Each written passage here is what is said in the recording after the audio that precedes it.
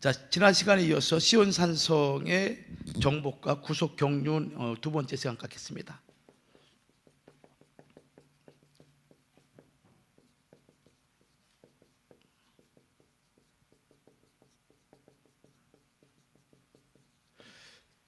자, 지난 시간에 우리가 살펴본 것이 무엇인가 하면은 시온의 위치를 한번 살펴봤죠. 시온의 위치를 한번 살펴봤어요. 그래서 시온이 지금 현재 있는 그 예루살렘의 위치가 시온의 위치다. 그다음에 두 번째는 시온의 역사를 한번 살펴봤어요. 시온의 역사. 그래서 성경에 나와 있는 대로 이 멜기세덱 왕이 통치했던 그런 도시가 살렘이었다. 그리고 그 도시, 그 살렘, 그곳이 바로 모리아 한 산이 있는데 아브라함이 이삭을 바쳤던 모리아 산이었다. 또 여부수 산지였다. 이런 여러 가지 내용을 우리가 지난 시간에 살펴봤습니다. 그래서 오늘은 이제 그 시온의 의미가 무엇인가, 시온의 의미를 한번 살펴보도록 하겠습니다.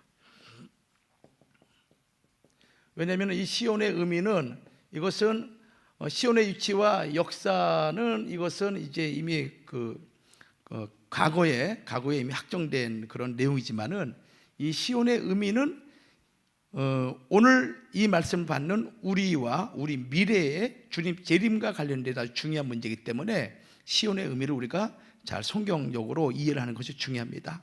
여러분들, 우리가 구속사를 공부하면서 여러분들 꼭 그 여러 가지 중요한 부분들을 우리가 이해하는 부분이 있어야 되겠지만은, 하나님이 구속사적인 뜻을 이루기 위해서 하나님이 항상 두 가지를 염두에 두십니다. 하나는 무엇인가 하면 장소고요. 두 번째는 인물입니다. 이 장소와 인물이 하나님의 구속 역사를 이뤄나가는 아주 중요한 도구가 되는 거예요. 여러분들, 그 역사라는 것을 제가 지난번에 한번 설명을 했는데, 역사는 언제, 그 시간의 문제가 있어요. 언제 이 사건이 벌어졌는가. 그러니까 세상 역사든 하나님의 역사든 언제 이 사건이 벌어졌는가라는 시간의 문제가 충족이 돼야 되고, 두 번째는 거기가 어느 장소냐, 어디에서 이런 일이 벌어졌느냐, 그 벌어진 그 장소를 통해서 그 주변과 세계 역사 속에 어떻게 역사가 벌어졌는가라는 두 번째 문제. 그러면 세 번째는 그 역사의 그 사건을 일으킨 인물이 누구냐 말이죠. 그러니까 이것이 중요한 것입니다. 그 사람이 누구냐, 사람. 그러니까 그 시간과 그 공간 속에서 도대체 누가 그 일을 일으켰는가라는 거죠. 교회 역사도 마찬가지잖아요. 그 시간과 그 공간, 그 연대에 있었던 그 누군가가 어떤 일을 벌였기 때문에 오늘 교회가 존재한다는 것이죠. 그 다음에 이제 네 번째는 그 사람을 통해서 무슨 일이 벌어졌는가라는 사건이에요. 사건. 그래서 이 네 가지가 충족돼야 그것이 역사다. 역사가 구성이 되는 거예요. 그 중에서 가장 핵심적인 것이 무엇인가 하면은 사람인 거예요. 사람. 그 사람이 그 시간과 그 공간에서 그 사람이 일으킨 사건이 뭐냐 이거예요. 그런 면에서 하나님께서 구속 역사를 진행시키는 가운데 있어가지고 하나님은 그 장소를 보존해 오십니다. 하나님이 택한 장소가 있어요. 하나님의 택한 지역이 있는 거예요. 그 지역과 그 장소를 하나님이 보존해 오시다가 하나님의 뜻에 합당한 사람을 택하셔가지고 그 장소에서 하나님의 일을 일으키시는 것입니다. 예를 들면 좀 시온산, 우리가 지금 공부하고 있잖아요. 시온산성과 관련된 걸 공부하고 있는데, 이 시온도 마찬가지예요. 하나님께서 시편 78편 68절과 69절 말씀 보면은 하나님이 두 가지를 사랑하신다 기록되어 있어요. 두 가지를. 자, 한번 성경 찾아보죠. 시편 78편 68절과 69절 말씀. 자, 같이 한번 읽어봐요. 자, 같이 한번 읽어봅시다. 두 가지를 찾아봅시다. 시작. 오직 유다 지파와 그 사랑하시는 뭐와 뭐를 사랑하신다 그랬어요? 유다 지파를 하나님이 택하시고, 그리고 뭡니까? 사랑하시는 시온산을 택했다. 지금 12지파 가운데 하나님이 누굴 택했어요? 유다 지파. 그리고 시온산을 택한 거예요. 그래서 이 시온산과 유다 지파, 우리가 에베소서 1장 3절과 6절 말씀 보면은 하나님께서 만세전에 창세전부터 우리에게 하늘의 신령한 복을 주기 위해서 예수 그리스도 안에서 택한 백성이 있어요. 그것이 누군가 하면은 오늘 여러분임을 믿으시기 바랍니다. 하나님이 이 땅에 수많은 교회가 있잖아요. 얼마나 많은 교회가 있어요. 이단 교회도 있고 사이비 교회도 있고 정상적인 교리에서 벗어난 교회도 있고 또 하나님 말씀 중에서 절반만 또 믿는 교회가 있고, 동성애를 믿는 그런 교회는 성경 내용 중에서 절반만 믿는 교회죠. 모세오경에 언급되어 있는 하나님의 그 법을, 율법을 정면으로 도전하는 그런 제약된 그런 모습 아니에요. 그런 교회가 있는 반면에 그렇지 않은 교회가 있는 거예요. 그래서 마지막 때가 되면은 다 갈라져요. 다 갈라져. 분리가 돼. 그런 가운데 비록 지금은 모래 속에 숨겨져 있는 것 같지만은 그러나 그런 모든 것들이 다 몰아치고 사라질 때 진짜 다이아가 무엇인가 드러날 때가 있습니다. 하나님 말씀을 의지하고 정말 창세전부터 하나님이 예정하신 그 하나님의 사람들이 있다는 거예요. 저는 그 사람들이 우리 늘푸른 동산교회 성도임을 저는 확신합니다. 비록 우리의 모습, 우리의 여러 가지 성격, 우리의 여러 가지 어떤 그 상황들 각각 다르지만은 하나님을 사랑하는 마음만큼은 뜨겁잖아요. 그래 안 그래요? 하나님을 사랑하는 만큼은 여러분같이 뜨거운 사람이 이 땅에 누가 있겠어요? 우리 교인들과 같이 시험 들어서 다른 교회에 이동한 사람이 별로 없어요. 아니 없어요. 아무리 나가라고 밀어도 안 나가. 왜 그렇습니까? 이 말씀의 귀중함을 알기 때문에 그런 거예요. 이 말씀이 얼마나 귀중하기 때문에, 얼마나 귀중하기 때문에 그러니까 평생을 이 재단을 위해서, 교회를 위해서 헌신하고 수고하더라도 아깝지 않은 거예요. 여러분들에게 복이 있을 줄 믿습니다. 하나님이 여러분이 수고하고 애쓰고 헌신하고 땀 흘리고 노력한 이 모든 것들이 비록 여러 가지 모습으로 이렇게 우리가 막 서로 있지만은 때가 되면 하나님께서 갚아줄 때가 있어요. 그래서 하나님은 구속사의 큰 뜻을 이루기 위해서 하나님은 장소와 그다음에 인물을 하나님이 예정하시는데 그 구속사적인 그 역사 속에서 이 시온이라는 거하고 이 시온을 정복한 다윗이라는 인물은 바로 예수 그리스도를 예표한 두 가지예요. 장소와 인물 동시에 이 두 가지가 예수 그리스도를 예표한 두 가지의 어떤 사건임 우리가 알 수가 있습니다. 그래서 하나님이 다윗이 시온을 정복하고 그 시온을 예루살렘 이스라엘의 수도로 이루신 이 사건은 장차 예수님께서 성육신 하셔서 예루살렘에 오셔서 구속의 역사를 일으킬 것을 하나님이 예정하신 거예요. 자, 그렇다면은 그러한 의미의 이 시온의 의미가 무엇인가라는 것을 한번 보죠. 첫 번째로 이 시온은 어떤 곳이냐? 하나님의 임재하시는 거룩한 곳이다. 임재하시는 거룩한 곳. 여러분, 하나님은 거룩하신 분이죠. 하나님은 거룩하신 분이에요. 하나님이 임하신 장소는 늘 거룩한 곳에 하나님이 임재하고 있습니다. 우상을 숭배하거나 더럽거나 불결한 곳에 하나님은 오지 않아요. 하나님은 늘 거룩하고 그 다음에 정결한 곳에 하나님이 임하시게 되죠. 그러므로 이 시온은 하나님께서 임재하시는 곳이요 거룩한 곳이기 때문에 이스라엘 백성들이 이 임재하신 이 시온 상성에 항상 이스라엘 백성들이 모이게 된 거예요. 여러분, 여기서 우리 한 가지 봅시다. 구약 때는 예루살렘이 세상의 모든 중앙인 것입니다. 여기 하나님이 계셨어요. 그래서 모든 열방이 어떻게 했냐면은 일로 모여야 돼요. 모든 열방이 구약 때는 이렇게 모여야 돼. 여기서 하나님이 계시기 때문에. 근데 이것이 신약에 와서는 어떻게 바뀌었냐면은 신약에 와서는 이제 여기 구약 때는 예루살렘 성전이 하나님을 모시는 임재하는 장소고 그곳만이 하나님의 거룩한 성전됨을 이루고 있기 때문에 모든 민족이 일로 모여야 되는 거예요. 이 예루살렘으로. 근데 신약에 와서는 하나님이 어떻게 구속 역사를 전개시켜 나가냐면은 우리 각자를 하나님이 성전으로 이루어 주신 거예요. 성전으로. 그러므로 구약 때는 전혀 다른 그런 전환을 시키는데 이 신약 때는 하나님의 성전된 자들이 세상으로 나가는 거예요. 세상으로. 이것이 바로 선교적인, 성전된 자만이 선교적인 사명을 가지고 세상으로 나가는 그런 관점으로 바뀐 것이죠. 그래서 구약과 신약은 달라요. 그래서 구약 때는 모든 이스라엘 백성 믿는 자라면 예루살렘에 올라와야 되는 거예요. 그래서 구약에 3대 절기 있었죠. 첫째 절기가 무슨 절기인가요? 유월절. 그 다음에 두 번째는 무교절이죠. 무교절. 세 번째는 맥주절. 자, 요 세 절기만. 물론 우리가 유월절과 무교절을 같이 보고 그 다음에 칠칠절과 오순절을 같이 보고 장막절을 같이 봐요. 장막절을.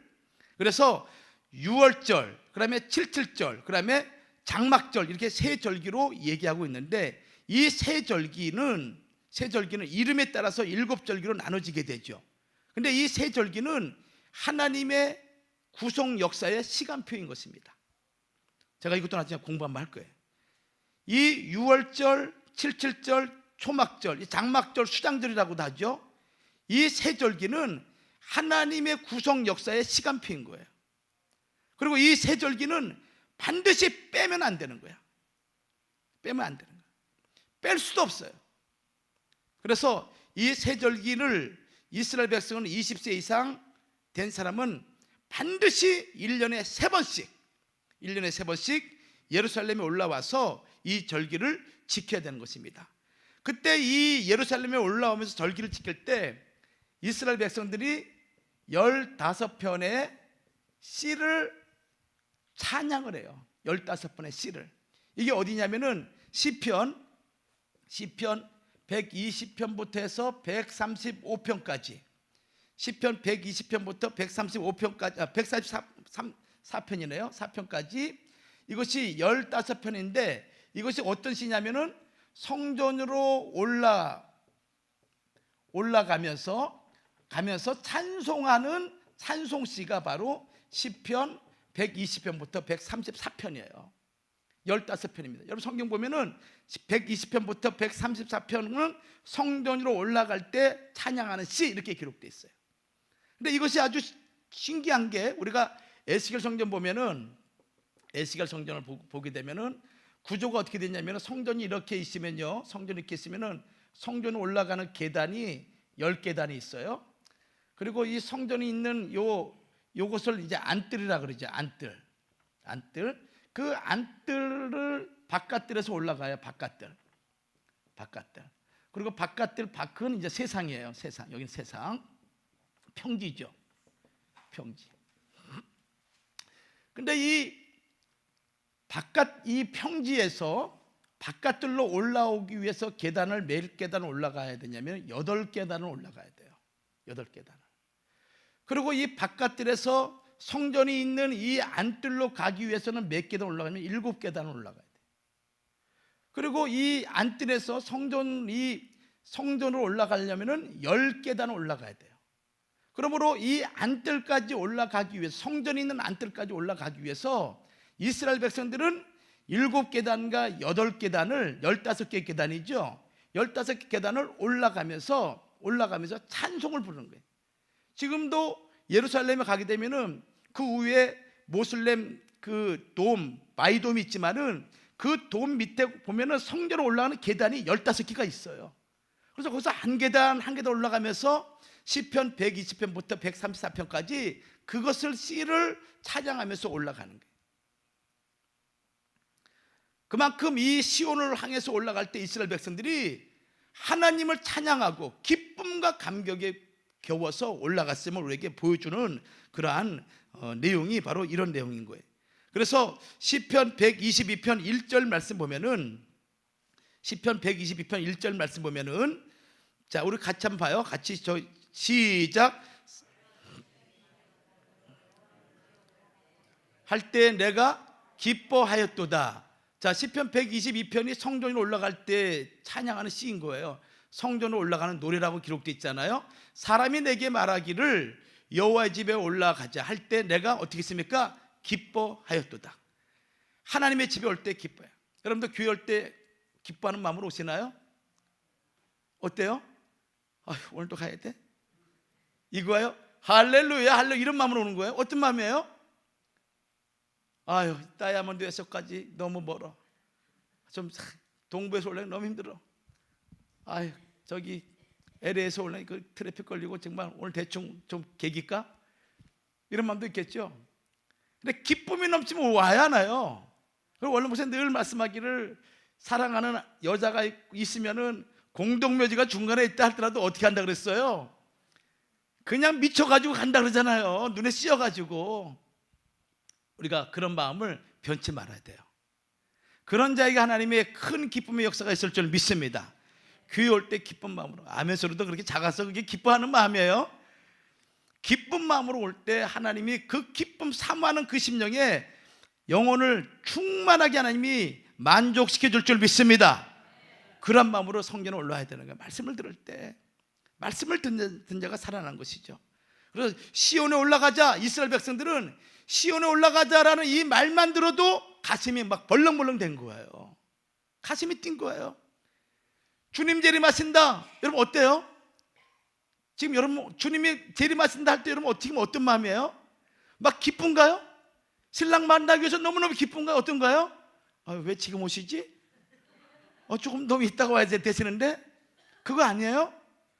지금 내가 전혀 준비가 안 됐기 때문에 오시는 게 좀 부담스러워요. 좀 내가 놀아야 되는데 지금 오시면 안 되는데. 그러니까 우리의 신앙이 그만큼 깨어있지 못하는 우리의 모습을 보여주고 있는 거예요. 그래서 이스라엘 백성은 시온에 올라가자 하면은 너무너무 기뻐가지고 벅찬 감격 흥분에 빠졌다고 성경은 우리에게 시편 122편 22편 1절에 지금 우리 같이 읽었잖아요. 그렇게 말씀하고 있습니다. 그래서 이 시편 기자는 특별히 시편 132편 13절과 14절 말씀 보면은 이 시온을 하나님께서 당신의 거처로 삼았다고 분명히 말씀하고 있어요. 자, 한번 우리 시편 132편 13절 14절 찾아봅시다. 같이 한번 읽어요. 시작.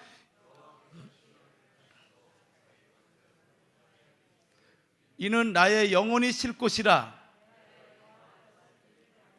하나님이 영혼이 쉴 곳이 어디라 그랬습니까? 시온이에요. 그리고 여기 거할 것을 하나님께서 원했다. 얼마나 하나님이 손했으면은 영원히 거할 것으로 지정하시고 내가 이곳에 거하기를 원했다 이렇게 말씀하고 있는 거예요. 이게 뒤에 가서 말씀드리겠지만은 그 시온이 누구냐면은 누구겠어요? 여러분 각자가 시온인 거예요. 여러분 각자가. 그래서 하나님은 여러분 안에 영원히 거하기를 하나님이 원하셨고 그걸 위해서 하나님이 여러분들을 택하신 거예요. 바로 우리가 거룩한 시온인 거예요. 뒤에 설명드리겠습니다. 두 번째 이 시온의 두 번째 의미는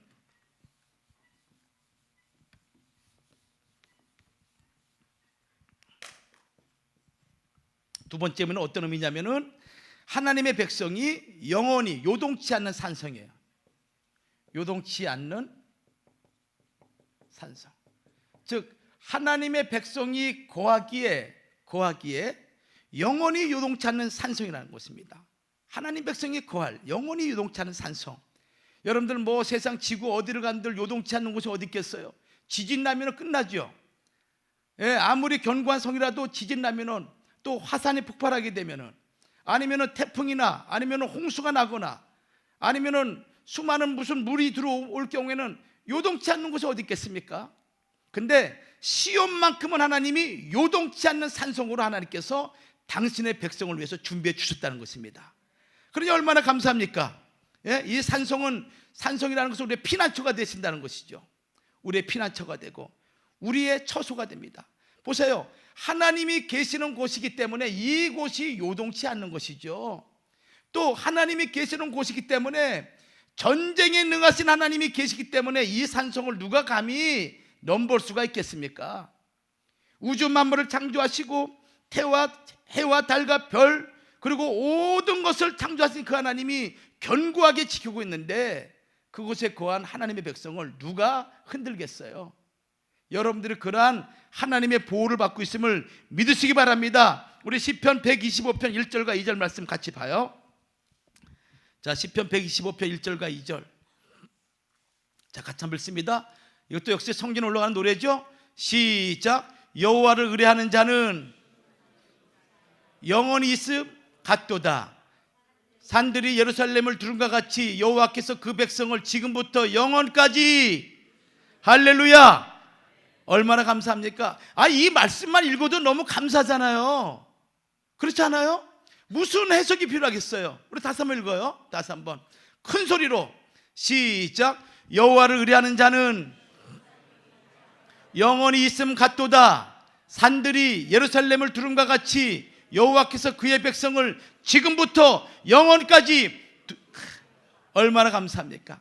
아니 지금부터, 지금 이 시간부터 하나님이, 지금 전에는 흔들리고 요동했어요. 막 감정도 이성도 여러 가지 삶이, 근데 지금부터 내가 고백하는 이 순간부터 하나님이 요동치 않게 해주신다는 거예요. 자, 이것이 하나님의 거룩한 피난처인 것입니다. 그런 면에서 이 시온 산성은 어떤 사람만 남게 되냐면은 하나님의 생명책에 기록된 자들만이 이 시온에 남게 돼 있다고 이사야 4장 3절에 기록되어 있습니다. 이사야 4장 3절. 자, 같이 읽어요. 이사야 4장 3절. 자, 시온에 남아있는 자 같이 한번 읽겠습니다. 시작. 시온에 남아있는 자, 예루살렘에 머물러 있는 자, 곧 예루살렘에 있어 생존한 자 중 농명된 모든 사람은 거룩하다 칭함을 얻으리니. 그러니까 하나님의 생명책에 기록된 모든 사람은 거룩한 자인데 그들이 시온산에 남아있다라고 성경이 이렇게 말씀하고, 이 말씀은 종말론적으로 남아있는 자들, 종말론적으로 그 말씀을 붙잡고 남아있는 자들, 변찮은 신앙자들, 세상의 가치관, 세상에 흘러가는 어떤 사조나 흐름 속에 흔들리지 않고 요동치 않고 하나님 말씀만 굳게 붙잡고 있는 자들, 그들은 끝까지 남아있는다라고 얘기하고 있습니다. 세 번째는 이 시온 산성은 무엇을 얘기하고 있냐면은 세계 만민을 세계 만민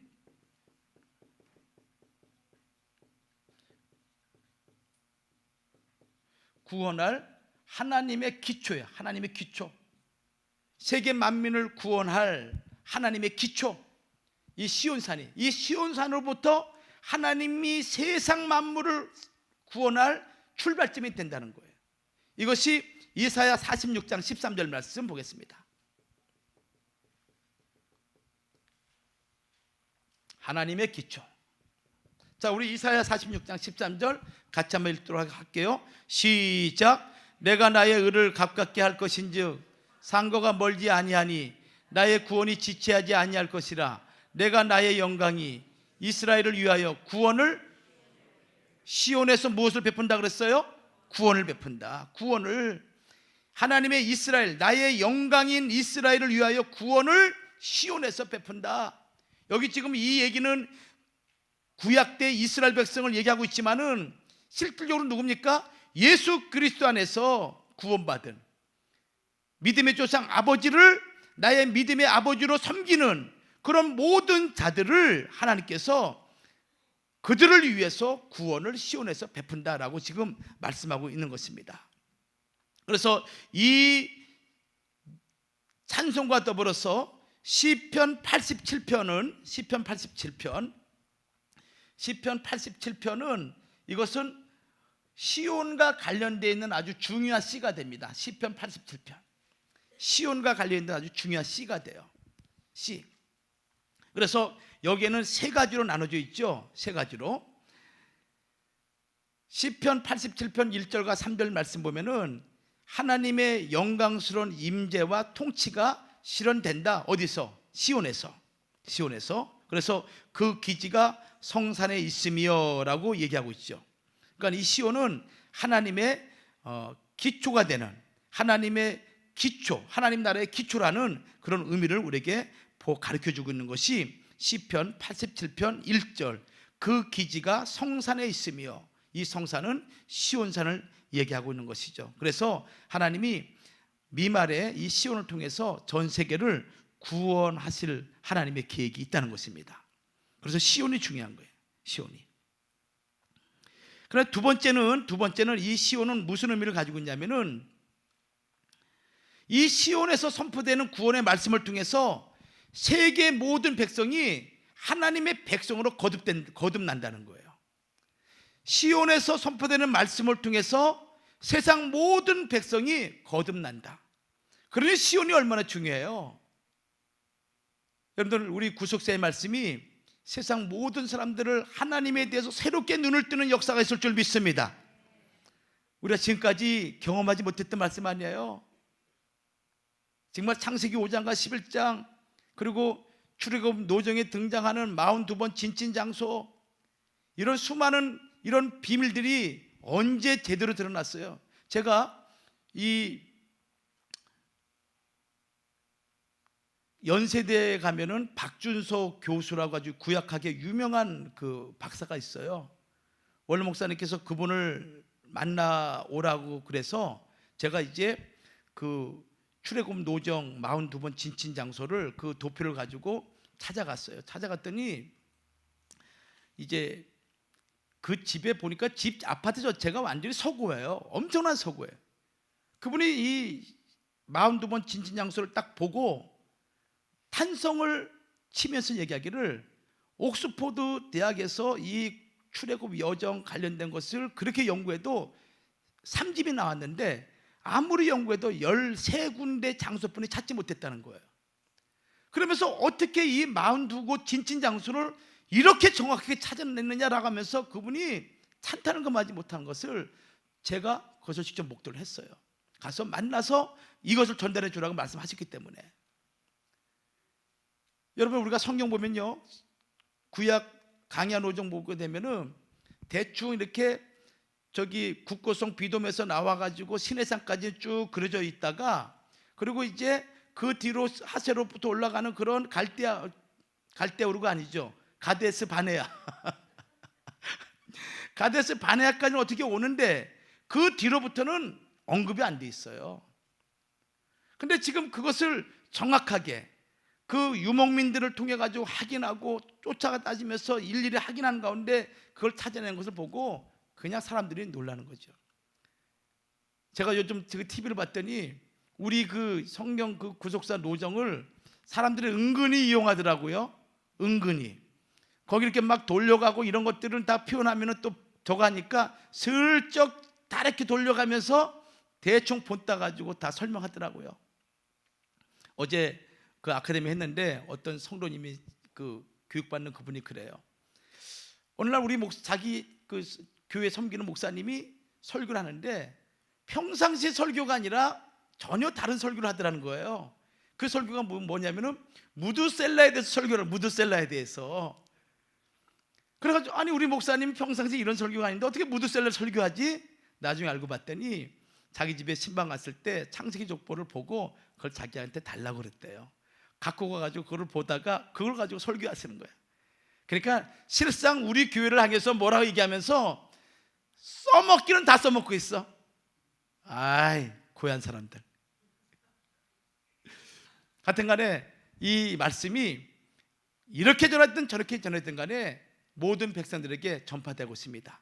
그것이 뭐냐? 시온산에서 선포되는 구원의 말씀이 세계 만민을 어떻게 합니까? 새롭게 하나님 백성으로 거듭나게 하는 역사가 있을 줄 믿습니다. 그럼 우리가 세미나 하는 것도 그렇고 아카데미 하는 것도 그렇고 지역마다 하나님 말씀을 가르치는 것도 또 여러 가지 많은 일들을 하는 것도 그들의 눈을 열어서 하나님을 더 가까이, 성경을 더 가까이 하는 그런 구원의 역사가 반드시 이 구속사의 말씀을 통해서 이루어진다는 거 믿으시기 바랍니다.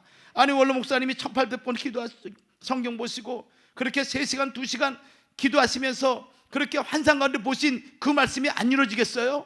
세상 열방이 박수를 치고 춤을 치면서 달려올 때가 있다는 그 말씀이 왜 이루어지지 않겠어요? 여러분이 그 말씀을 이루어지지 않는다고 믿는다면 여기 있을 이유가 없는 거죠. 그 말씀이 이루어질 줄 믿기 때문에 있는 거 아니겠어요? 그렇죠? 예. 먼저 가셔서 우리 위해서 준비하고 있고 우리는 주의 재림할 때 변화돼서 올라갈 줄 믿습니다. 그러니까 그때까지 우리 죽도록 충성합시다. 아셨죠? 이 양 한번 가는 거 정말 하나님 앞에 부끄러움이 없이 복음 전하고 전도하고 또 구속사 말씀을 전함으로 이런 역사가 우리에게 나타나기를 소망해야죠. 자, 이사야 2장 2절 3절 말씀 보겠습니다. 이사야 2장 2절과 3절. 자, 같이 한번 읽겠습니다. 이사야 2장 2절과 3절. 자, 시작. 말일에 여호와의 전에 산이 모든 산. 자, 여기 여호와의 전에 산은 뭐냐면은 바로 예루살렘이 있는 모리아 산을 얘기하고 있는 거예요. 구약으로는.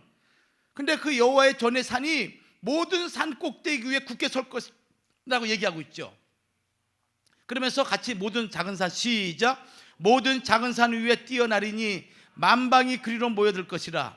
많은 백성이 가며 이르기를 오라 우리가 여호와의 산에 오르며 야곱의 하나님의 전에 이르자. 그가 그 도로 우리에게 가르치실 것이라. 우리가 그 길로 행하리라 하리니 이는 율법이 여호와의 말씀이 할렐루야 바로 하나님의 말씀이 선포되는 하나님의 구속사의 말씀이 선포되는 그곳이 시온이요 그곳이 예루살렘이 있음을 믿으시기 바랍니다. 자, 우리 시편 87편 5절 말씀 봐요. 시편 87편 5절. 여기는 아주 참 희한한 말씀이 있어요. 87편 5절. 찾았어요? 자, 같이 읽겠습니다. 시작. 시온에 대하여 말하기를 이 사람 저 사람이 거기서 난난이 지존자가 친히 시온을 세우리라 하리로다. 여기 뭐라 그랬어요? 이 사람 저 사람 어디서 났다 그랬습니까? 시온에서 났다. 시온에서 영어로 born이라 born. 시온에서 났다 태어났다라고 얘기하고 있는 거예요. 그러니까 하나님 말씀으로 시온의 말씀을 통해 시온에서 흘러나오는 율법과 하나님 말씀을 통해서 사람들이 거듭나는 거예요. 그러니까 모든 만민이 나 시온에서 태어나왔어 이렇게 고백한다는 거예요. 자, 우리 87편 4절 말씀 좀 봐요. 87편 4절. 자, 같이 이걸 읽어보세요. 시작. 내가 나합과 바벨론을 나를 아는 자 중에 있다 말하래. 여보세요. 이 나합과 바벨론이 어떤 나라예요? 하나님의 대적하던 나라였는데 그들이 나를 아는 자 중에 있다 말하리라. 자, 같이 또 읽어보라. 시작. 보라 블레셋과 두로와 구스 이도 거기서 어디서 났다는 거예요? 시온에서. 그러니까 마지막 때가 되면은 모든 세상 만민 하나님을 알지 못했던 수많은 나라 사람들이 이 말씀을 통해서 하나님의 백성으로 하나님의 거룩한 시온에서 났다라는 역사가 있다는 것을 믿으시기 바랍니다. 그때가 있는 거예요. 그때가. 보세요. 저는 너무너무 확신이 와요. 우리 이시간 목사님 그 파키스탄 가가지고 그렇게 수십만 명 말씀을 전하고 또 페루에 가서 말씀 전하고 여러분들 우리가 하는 작은 것들 TV, 라디오 하는 것도 작은 것 같죠? 여러분들 우습게 여기면 안 돼요. 이게 다 들려지는 거예요. 다 들려지는 거예요. 어느 구름장에서 비 올 줄 몰라요. 돈 들어간다? 그거 생각하면 안 돼요. 돈 많이 들어간다? 그렇게 생각하면 하나님 뜻이 이루어지지 않는 거예요. 그 돈 이전에 하나님이 어떻게 역사할 것인가라는 것을 우리가 봐야 돼요. 하나님이 때가 되면요 은과금 하나님 갖다 주십니다. 그러니까 돈 걱정하지 마세요. 우리가 믿고 하나님을 의지하고 나가게 되면요 하나님이 믿는 대로 역사해 줄 줄 믿습니다. 믿지 않는 모든 만방이 어떻게 합니까? 다 몰려오는 거예요. 몰려오는 거예요. 그래서 자 시편 87편 6절 말씀도 봐요. 6절이요. 6절. 자 6절 말씀 같이 읽겠습니다. 시작. 여호와께서 민족들을 등록하실 때에는 그 수를 세시며 이 사람이 거기서 났다 하시리라. 예, 셀라. 그래서 민족을 등록하시는 거예요. 그다음에 세 번째. 자, 세계 만민을 구원할 하나님의 기초의 세 번째죠. 하나님께서 그 수를 하나도 빠짐없이 세신다고 그랬어요. 하나님께서 그 수를 하나도 빠짐없이 세신다. 우리 시편 87편 6절 같이 읽었어요. 그 말씀인 거예요. 여호와께서 민족들을 등록하실 때에는 그 수를 세시며 이 사람이 거기서 났다 하시리라 이렇게 말씀하고 있습니다. 그래서 우리가 이 수를 세신다라는 것은 이 구속사의 말씀이 땅까지 전파돼야 되는데 어떻게 해야 되냐면은 로마서 11장 25절 말씀 보면은 이방인의 충만한 수가 들어와야 돼요. 이방인의 충만한 수가. 그러니까 우리가 복음을 전하고 이렇게 저렇게 이런 모습 저런 모습 이런 매체 저런 매체 사람을 통해 전하는 것이 다 이방인의 충만한 수가 들어오기까지 우리가 복음을 전해야 되는 거예요. 누군지 모르는 것이죠. 근데 하나님은 아시고 계세요. 내가 지금 이렇게 전했는데 저 사람이 부인했어요. 근데 그 사람이 언제 돌이킬지 모르는 거예요. 어떤 우리는 복음만 전하면 되는 거예요. 하나님이 역사하시는 그 다음에는. 그래서 이방인의 수가 딱 차게 되면은 그 순간 하나님은 이제 하나님의 구속의 역사를 완성시키는 거예요. 그래서 우리가 이방인의 수를 채울 때까지 말씀을 증거해야 돼요. 자, 우리 로마서 11장 25절 말씀 찾아보겠습니다. 자, 11장 25절. 자, 시작. 형제들아, 명키 위하여 이 비밀을 너희가 모르기를 내가 원치 아니하노니 이 비밀은 이방인의 충만한 수가 들어오기까지 이스라엘의 더러는 완악하게 될 것이다. 자, 이 무슨 말씀이냐면요, 지금 이스라엘 백성들이 지금 완악한 상태라는 건 무슨 얘기냐면은 초림하신 예수 그리스도를 믿지 않고 있는 거예요. 지금요, 믿지 않고 있어요. 이 믿지 않고 있는 이 상태를 지금 성경은 완악한 상태라고 얘기하고 있죠. 근데 이 완악한 상태가 언제 완료가 되냐면은 이방인의 충만한 수가 차게 될 때 이 이스라엘의 완악함도 그때 하나님께서 이제 정리해 주시는 거예요. 그리고 스가랴서의 13장에 있는 것처럼 이 이스라엘 백성들이 하나님께 통해 자복하면서 하나님께 회개할 날이 있는데 그것이 종말에 벌어질 사건이에요. 제가 이것을 종말론 강의할 때 설명할 겁니다. 이스라엘이 완악해지고 그 완악해진 것이 이스라엘 충만한 수와 어떤 관계에 있는지, 그리고 이 충만한 수가 들어올 때 이스라엘 백성들은 자기들이 찌른 자를 보고 통해 자복하는 역사가 있다라고 성경은 말씀하고 있거든요. 그래서 지금 이 마지막 때 구속사 말씀같이 이렇게 온 세계에 이렇게 확산되는 데가 어디 있습니까? 여러분들 정말 우리 기도 많이 하고요, 이 때를 잘 끼워서 우리가 잘 섬겨야 돼요. 지금 하나님 말씀은요 왕성하게 역사하고 있습니다. 우리가 생각도 할 수 없는 상황으로 하나님께서 역사하고 있는 거예요. 그래서 이방인의 수가 충만하게 되면은 하나님의 구원의 역사가 완성이 돼요. 그때부터 이제 후 3년 반의 역사가 들어가죠. 아주 무서운 심판과 무서운 재앙이 시작되는 거예요.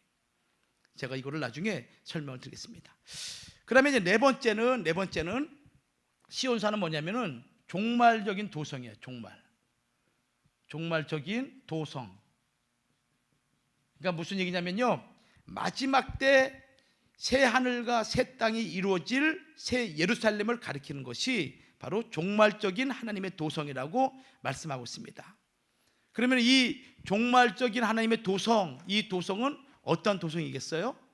그 특징을 요한계시록 21장 4절에서 말씀하고 있죠. 어떤 특징입니까? 사망과 애통하는 것이나 곡하는 것이나 또는 병마가 다시는 없다. 이것이 이 요한계시록 21장 4절에 종말적인 새 도성 시온산, 이 시온산의 특징을 얘기하고 있습니다. 또 우는 소리와 부르짖는 소리가 없다는 거예요, 이 시온산에서는. 그리고 하나님의 백성이 영원히 거할 구원의 안식처가 된다. 이것이 말씀하고 있습니다. 이것이. 자, 요엘서 2장 32절 말씀 봐요. 요엘서 2장 32절. 자, 같이 한번 읽겠습니다. 요엘서 2장 32절 시작. 누구든지 여호와의 이름을 부르는 자는 구원을 얻으리니 이는 나 여호와의 말대로 시온산과 예루살렘에서 피할 자가 있을 것이며 남은 자 중에 나 여호와의 부름을 받을 자가 있을 것입니다. 그러니까 종말에 남은 자가 시온산과 예루살렘에 하나님의 부름을 받아서 남은 자가 있다라는 것이 요엘서 2장 32절 말씀이에요. 이 말씀 뭐냐? 하나님 백성의 영원한 구원의 안식처가 되신다라는 그런 의미를 우리에게 가르쳐주고 있습니다. 그리고 이곳은 이제 영광의 주님께서 재림하신 장소가 될 것이다 라고 성경이 말씀하고 있어요. 자, 결론을 맺습니다. 자, 그러면은 시온성, 이 정복, 이 시온성 점령의 구속사적인 의미가 무엇인가? 여기 지금 우리 본문 말씀 보면은 다윗이 시온 산성을 빼앗았으니 이는 다윗성이라고 그랬잖아요. 그러니까 이 여부수인들이 거하고 있는 이 성을 빼앗아서 하나님께서 그 성을 다윗성이라고 얘기했다는 것입니다. 그러니까 진멸의 대상인 여부수 산성, 그 산성을 빼앗아 가지고 하나님이 거하시는 성소로 하나님이 변화시켜 주신 거예요. 즉 땅 위에 멸망의 보호자가 된 그 자리를 뺏어 가지고 하나님께서 하나님의 보호자로 삼으셨다는 것이죠. 이것이 여부수 토인들이 살고 있는 성을 빼앗아 가지고 하나님의 다윗성으로 삼고 그곳에 하나님의 보호자로 하나님께서 그곳에 친히 거하신다는 이 말씀 아니겠어요? 자, 이 말씀 무슨 얘기입니까? 아담 타락 이후로 우리의 심령과 우리의 마음은 어둠의 보호자가 우리를 지배하고 있었죠. 그렇죠? 사단의 어둠의 권세 아래 사로잡혔던 우리의 모습이에요. 골로새서 1장 12절 13절 말씀 보면은 우리는 어둠의 권세 아래 사로잡혔던 자들이에요. 사단이 우리 마음의 중심에서 우리를 늘 흔들어대고 우리의 주인으로서 살아왔던 거예요. 그러니까 사망이 우리를 왕노릇한 것이죠. 죄가 있으니까 우리를 사망으로 짓누르고 우리를 지배한 거예요. 그런데 그 여부수와 같이 진멸의 대상인 지약의 도성을 하나님이 빼앗아 가지고 어떻게 만들었어요? 하나님의 보호자로 만들어 놓으신 거예요. 이 얘기는 곧 예수 그리스도의 구속의 은총과 부활로 말미암아 자기 백성을 영원한 하나님의 보호자로 만들었다는 것을 우리에게 예표한 사건이 이 다윗성, 여부수 성을 빼앗아서 다윗성을 만들었다라는 이 사건을 통해서 우리에게 보여준 것입니다. 그러므로 오늘 우리가 예수를 믿고 하나님을 믿는 여러분들이 무엇이냐? 과거에는 영적으로 뭐와 같은 성이었어요? 여부수 산성이었어요. 내가 예수를 믿고 난 이후로는 나는 무슨 성이 됐어요? 하나님이 영원히 거하시는 다윗성, 시온 산성이 된 거예요. 새 예루살렘이 된 거예요. 그러므로 오늘 하나님이 결론을 맺다면은 하나님의 피로 사신 우리 늘 푸른 동산 교회가 하나님의 거룩한 시온입니다. 그리고 여러분 각자가 하나님의 거룩한 시온인 것, 이걸 여러분들 믿으시기를 주의 이름으로 축원합니다. 그래서 이런 말씀 있잖아요. 예수님께서 나를 믿는 자는 요한복음 4장 14절 말씀에 영원히 목마르지 않는다고 말씀하셨잖아요. 또 요한복음 7장 37절과 38절 말씀 보면은 그 배에서 생수의 강이 흐른다 그랬어요. 생수의 강이. 지금 성전이 있는 곳은 다 예루살렘 성이에요. 솔로몬 성전도, 그리고 에스겔 성전도 영적으로 예루살렘에, 그리고 장차 하나님 그 거룩한 성도 새 예루살렘에 이루어지는 것이죠. 근데 그 성전의 특징이 뭐냐면은 생수의 강이 흐르는 거예요. 근데 예수님 말씀하기를 나를 믿는 자는 바로 그 배에서 생수의 강이 흐른다고 말씀하고 있죠. 그것은 곧 우리가 거룩한 새 예루살렘, 하나님의 거하시는 거룩한 시온 산성, 하나님의 임재 장소인 성전됨을 우리에게 말씀하신 그 사건인 거예요. 그러므로 여러분들이 이 시대에 하나님의 거룩한 시온임을, 하나님의 거룩한 예루살렘임을 믿으시기를 주의 이름으로 축원합니다. 그러므로 여러분들은 절대 더러워져서도 안 되고 더럽힘을 입어서도 안 될 줄 믿습니다. 우리의 말과 우리의 행함에 있어가지고 경건하고 거룩한 하나님의 백성으로 살아가는 우리 모든 백성들 되기를 주의 이름으로 축복합니다. 기도하겠습니다. 살아 역사하시는 아버지 하나님, 은혜를 감사합니다. 오늘 시온 산성 정복과 하나님의 구속의 역사를 우리가 살펴봤습니다. 하나님, 이 땅에 수많은 산성이 있지만은 하나님이 거하시는 유일한 산성은 시온 산성임을 우리가 깨달았사오니 아버지 하나님, 우리 각자가 하나님이 영원히 거하시는 시온 산성이 되도록 우리를 도와주시고 우리를 인도하여 주시옵소서. 자비로우신 아버지 하나님, 예수 그리스도로 구속받은 모든 하나님의 백성이 거룩한 시온과 거룩한 예루살렘임을 우리가 다시 한번 깨닫고 믿습니다. 그 거룩함을 우리가 잊어버리지 않도록 도와주옵시고 날마다 하나님과 동행하며 이 땅 위에 거룩한 복음을 땅끝까지 전하기에 부족함이 없는 능력 있는 하나님의 백성으로 세워 주시옵소서. 아버지 하나님, 우리 조국 대한민국을 국리를 여겨주시기 원합니다. 정치적으로 경제적으로 위기 가운데 있을지라도 하나님의 섭리 가운데 역사하는 민족인 줄 믿사오니 하나님 도와주시사 하나님의 뜻에 합당한 대통령을 뽑아 주시옵소서. 사랑하는 귀한 성도들 축복하여 주시는 가운데 원태는 질병과 병마 때문에 근심하지 않도록 이 시간도 치유하는 강손을 보내주시사 모든 병에서 자유함을 누리도록 축복하여 주시옵소서. 경제적인 어려움 당하는 성도들 물질 재물 얻는 능력도 아울러 허락하여 주시옵소서. 될 줄로 믿사옵고 예수님 받들어 감사하며 기도 올리옵나이다. 아멘. 감사합니다.